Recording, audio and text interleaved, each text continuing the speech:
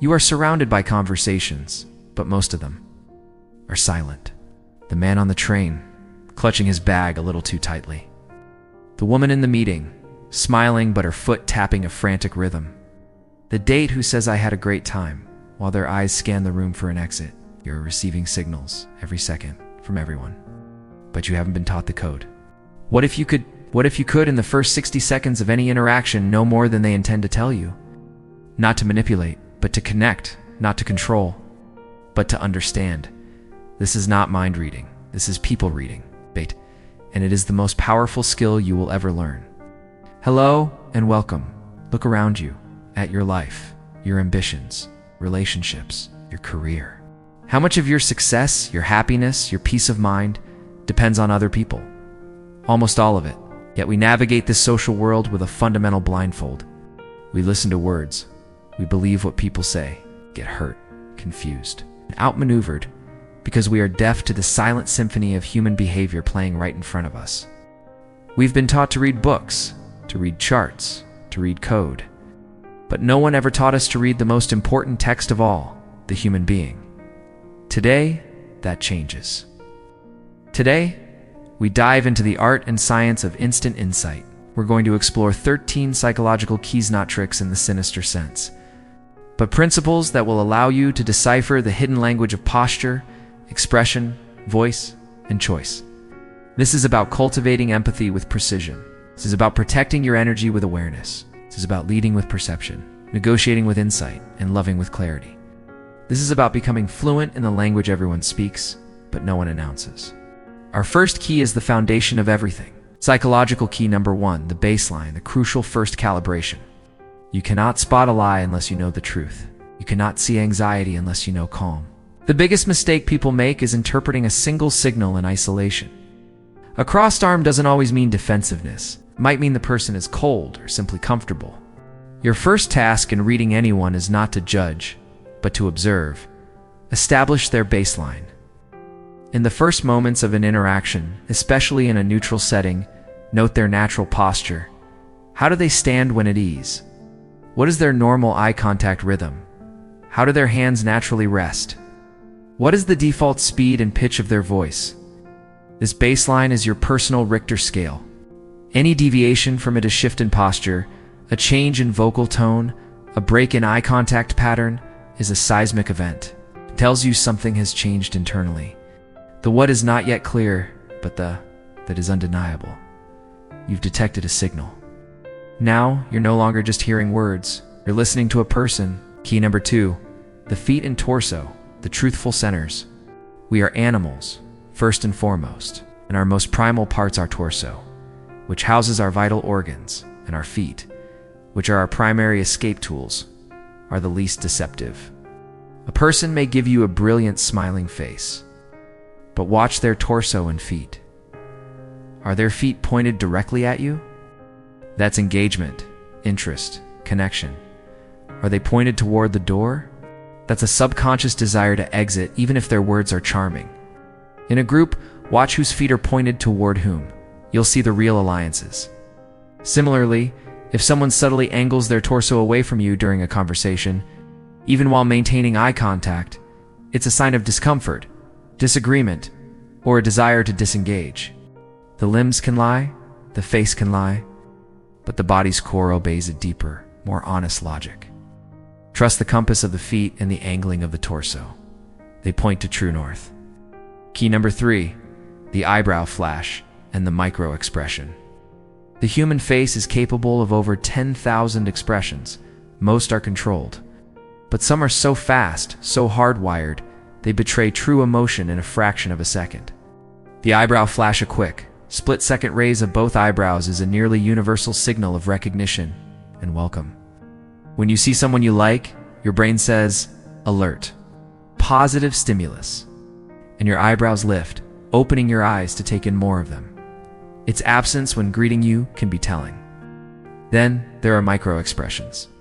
These are full, genuine, emotional expressions: fear, anger, disgust, contempt, sadness, happiness, surprise, that flash across the face in 1/25th of a second before being suppressed. You can't usually catch them consciously, but with practice, you can train your perception. A flicker of contempt in a negotiation. A micro-expression of fear when a certain topic is mentioned. These are leaks in the dam of composure. They are pure, unadulterated data. Don't hunt for them obsessively, but learn to soften your gaze. Take in the whole face. Often you'll feel the incongruence before you see it. Key number 4, pupil dilation, the window to interest and arousal. This is physiological and therefore incredibly difficult to fake. In consistent lighting, our pupils dilate, get larger when we see something we like, find interesting, or are aroused by. They constrict when we see something unpleasant or aversive. It's why Renaissance beauties used belladonna, beautiful woman, to dilate their pupils. It's why master negotiators watch for it when presenting terms. Watch a person's eyes when you show them an idea, a product, or a photograph. Do their pupils widen? You've hit a nerve of genuine interest. Do they tighten? There's resistance or dislike, regardless of their words. The eyes don't just mirror the soul. They mirror the brain's level of engagement. Now, we move from passive reading to the architecture of interaction. How do you set the stage to see more, to understand more deeply? Key number 5, the power of strategic silence. Most people are terrified of silence. They rush to fill it with words, often revealing more than they intended. Your greatest tool as a people reader is not a clever question, but a deliberate pause. After someone finishes a statement, especially a weighty one, simply stay quiet. Hold their gaze softly. Count to 5 in your head. In that void, their discomfort will often lead them to elaborate, clarify, or confess. They will reveal the heart of the matter simply to escape the silence. We're not interrogating. We're creating a space so profound, the truth feels compelled to step into it. Key number 6, the echo and the labeling technique. To truly understand someone, you must make them feel profoundly understood. 2 powerful verbal keys achieve this. First, the echo. Simply repeat the last 1 to 3 crucial words someone says with a questioning, curious tone. Them. And that's why I'm just so overwhelmed with this project. You overwhelmed? This is not parroting. It's an invitation. It says, I heard that. Tell me more about that specific thing. It bypasses logic and speaks directly to the emotional core. Second, labeling. Give a name to the emotion you perceive. It's a guess, framed with softness. It seems like you're frustrated with the lack of clarity. It sounds like you're really passionate about this part. The formula is simple. It seems like, sounds like, it looks like. If you're wrong, they'll correct you, which is still valuable data. If you're right, you will witness a physical reaction, a sigh, a slump of the shoulders, a nod. It's a release. You've articulated their inner world. You've just built a bridge of immense trust. People will then tell you everything because you've proven you speak their language. Key number 7, asking for the third story, disarming defensiveness. When there's conflict or a hidden agenda, direct questions trigger defensiveness. Why did you do that? Is an accusation? Instead, ask for the third story. Imagine a neutral observer, a fly on the wall, describing the situation. Then invite them to comment on that story. I'm trying to understand. From a completely outside perspective, it might look like the communications have broken down. I'm not saying that's true, but I'm curious, what's your take on that view? This depersonalizes the issue. It moves the conversation from me versus you to us versus. The problem? You are no longer an adversary. You are a fellow investigator. In this space, people reveal their true motivations and constraints because they don't feel attacked. Key number 8, the principle of consistency and verbal commitment. People have a deep psychological need to appear consistent with their past statements and actions. You can use this to create positive momentum. Get a small initial yes, a verbal commitment to a minor agreeable point. Do you believe clear communication is important for the team? Yes. Are you committed to finding a good solution here? Yes. Once they have said yes, they are psychologically primed to continue saying yes to related ideas, to behave in ways consistent with that self-image. You are not manipulating them into something they don't want. You are aligning with their own stated values and guiding them toward a conclusion they've already verbally endorsed. It's the art of turning their own word into their compass.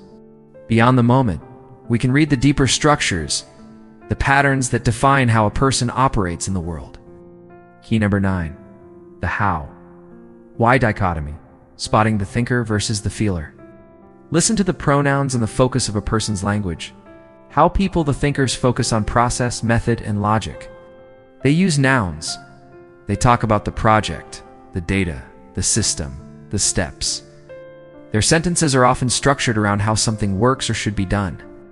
They are motivated by competence and efficiency. White people, the feelers, focus on purpose, meaning, and connection. They use verbs and people-centric language. They talk about the team, the vision, the impact, helping, believing. Their sentences orbit around why something matters. They are motivated by values and relationships. Spot this early. To connect with a how person, talk specifics, show blueprints. To inspire a white person, talk about the mission, the higher purpose. You are speaking to their core operating system. When you match their pattern, you are no longer an outsider. You are a native speaker of their inner world. Key number 10, the time perspective, past, present, or future. People are psychologically oriented toward one primary time zone. Past-oriented. They reference history, tradition, how things have always been. They say, last time we tried this, based on our past experience. Present-oriented. They live in the now. They talk about immediate sensations, current opportunities, today's feelings. This feels right. What's working for us right now? Future-oriented. They are planners, dreamers, warriors. They talk about goals, potential, consequences, visions. Where will this lead in 5 years? Our target is align your proposals with their time zone. To a past person, frame change as an evolution of tradition. To a present person, highlight the immediate benefits and experience. To a future person, paint the picture of the long-term outcome. You are meeting them in their psychological home. Key number 11, primacy and recency, the anchors of memory. What someone mentions first, primacy, and last, recency in a list, a story, or a complaint is disproportionately important. The first item is often the core issue, the thing weighing most on their mind. The last item is the freshest wound or the most immediate concern. If someone lists problems with their job, the pay is low, the commute is long, and my boss never acknowledges my work, the pay primacy is likely a deep structural grievance. The lack of acknowledgement, recency, is the acute daily pain point. Address the recency to solve the immediate emotion. Address the primacy to solve the fundamental problem. These keys are not buttons to push in isolation. They're notes in a chord, colors on a palette, or powers in synthesis. Key number 12, congruence, the ultimate lie detector. The single most important thing to read is congruence, the alignment between words, voice, and body. Incongruence. I'm so excited for this opportunity, said with a flat voice, arms crossed. In a micro shake of the head, no. The body is screaming the truth. Trust the body. Congruence. I'm facing a challenge, said with steady eye contact, a forward lean, and a voice that matches the seriousness of the words. This is authentic engagement. Your internal alarm bell should ring at any mismatch. When you see incongruence, don't accuse. Get curious. Use key number 6, labeling. You say you're excited, but I'm sensing some hesitation. What's the part that feels uncertain? You become a detective of truth, not an accuser of lies. Key number 13, the ultimate key, radiating your own truth. This is the final and most important psychological principle. You cannot expertly read others if you are a chaotic, opaque signal yourself. The greatest way to influence any interaction is to be calm, present, and congruent yourself. When you walk into a room, grounded posture open, breathing deep, gaze steady, you accomplish 2 things. 1, you establish a powerful, attractive baseline. People's mirrors, neurons, will start to sync with your calm. 2, you clear your own noise. Your perception is no longer clouded by your own anxiety, neediness, or agenda. You become a still pond, perfectly reflecting the world around you. Oh, this is not about becoming a cold, analytical robot. It's about becoming a conscious conductor of the human symphony. Feel more because you see more clearly. So what now? You walk out of this space with 13 keys, but they are just keys. They are inert metal until you put them in the lock and turn. The world you see tomorrow will be different. The checkout clerk, the CEO, the stranger at the cafe, your partner, your child. They are all broadcasting. You have just been given the decoder. You will see the pain behind the anger. You will see the hope hidden in the criticism. You will see the yes before it's spoken, and the no that never will be. This knowledge is not a weapon. It is a responsibility. It is a gift. Use it to protect your energy. To walk away from the subtly toxic person whose words are sweet, but whose feet are always pointed away. Use it to deepen your love. It's to see the anxiety in your loved one's fidgeting and offer comfort before they even have to ask. Use it to lead with inspiration. Speak to the why in your team's heart and the how in their mind. Use it to negotiate not for victory, but for a wise outcome where all parties feel seen. Use it to be brave. To approach the intimidating person and see, in a micro-expression, a flicker of insecurity just like your own. You are no longer just a participant in the human drama. You are now a reader, an understander, a translator. The silent symphony is playing, has always been playing. You were just taught to be deaf. No more. Today you begin to hear it. Today you begin to understand its music. Today you pick up the conductor's baton of your own life, and you start to compose more beautiful, more intentional, more powerful connections than you ever thought possible. The world is waiting to be read. Go read it. The most important person to learn to read is the person you see in the mirror. Master these keys, then turn them inward. That is where the true journey begins.